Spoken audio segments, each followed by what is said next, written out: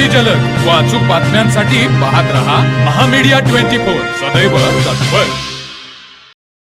लग्नाचे आमिष दाखवून एका महिलेवर वारंवार लैंगिक अत्याचार करणाऱ्या आणि संशयातून मारहाण करणाऱ्या अक्षय भारत फाळके या तरुणाला शाहूपुरी पोलिसांनी अटक केली आहे।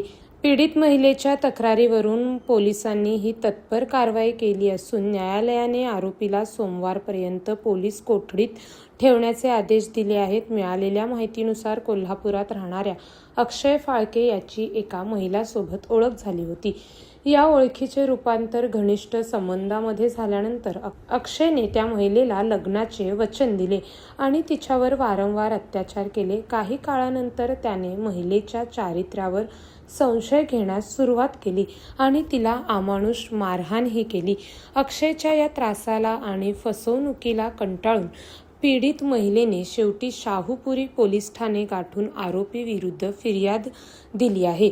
तक्रारीचे गांभीर्य लक्षात घेऊन पोलिसांनी तात्काळ गुन्हा दाखल करत अक्षय भारत फाळके याला ताब्यात घेतले। अटकेनंतर आरोपीला न्यायालयात हजर केले असता न्यायालयाने त्याला सोमवारपर्यंत पोलीस कोठडी सुनावली आहे। या प्रकरणी शाहूपुरी पोलीस अधिक तपास करत आहेत।